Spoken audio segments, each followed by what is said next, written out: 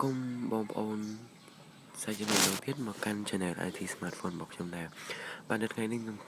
ខ្ញុំចង់ប្រាប់អ្នកទាំងអស់គ្នាអំពីរបៀបធ្វើយ៉ាងម៉េចដើម្បី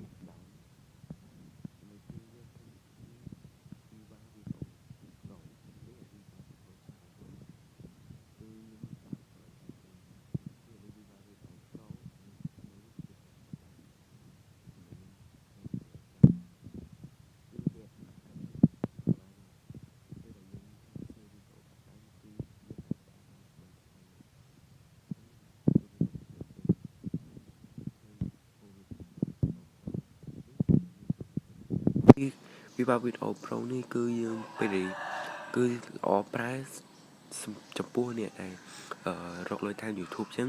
គឺមានលក្ខណៈងាយស្រួលដើម្បីនឹងកាត់តវីដេអូបាទគឺវាអត់មានអីតែត្រូវជាប់ដូចជា viva video background viva video ដែលនៅពីមុខវីដេអូរបស់យើងឯងអញ្ចឹងដើម្បី download ត្រូវចូលទៅ Safari បាទ Safari នេះយើងបាយពាក្យថាយើងត្រូវ download កម្មវិធីមួយឈ្មោះថា tutu app អញ្ចឹងយើងត្រូវបាយពាក្យថា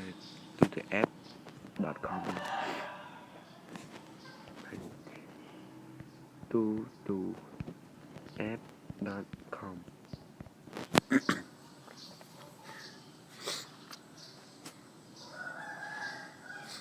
បាទបន្តមកយើងចុចពាក្យថា install now បន្ទាប់យើងចាំបន្តិចនេះយើងចុចពាក្យថា install បាទយើងត្រឡប់ទៅក្រោយវិញរងចាំកម្មវិធីនេះ down រួចនេះបាទចាំបន្តិចទៀតឲ្យវា down កម្មវិធីនឹងឲ្យវា set up មកលើ home screen របស់យើង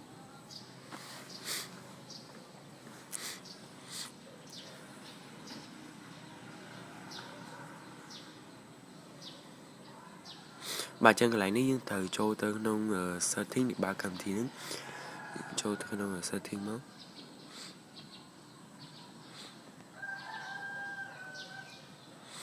បាទយើងចូលទៅនេះយើងចូលនឹងពាក្យ general បន្ទាប់មកយើងអូសចុះក្រោមនេះយកពាក្យថានេះ try make នេះអូនេះជាអ្នកដែលសារខ្ញុំធ្លាប់ដើរដល់ហើយខ្ញុំបើកវាមកអីបើបងប្អូនអត់ទាន់តែ down កម្មវិធីហ្នឹងយើងចូលទៅកន្លែងនេះមកចូលទៅកន្លែងនេះកន្លែង drive management ហ្នឹងចូលទៅវាមានកម្មវិធី tutu app ហ្នឹងមកហើយយើងចុចពីលើហ្នឹងដើម្បីនឹងបើកដំណើរការកម្មវិធីហ្នឹងហើយបន្ទាប់មកយើងចូលនេះចូលទៅ down ចូលទៅកម្មវិធីហ្នឹងដើម្បី down នៅviva video pro បាទចឹងយើង search មកហើយយើងវាយពាក្យថា viva video pro របស់យើងមក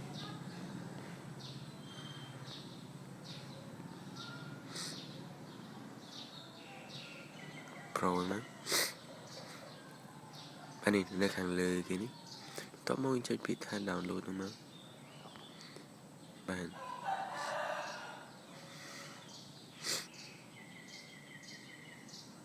ហើយចាំវា download ទៅមក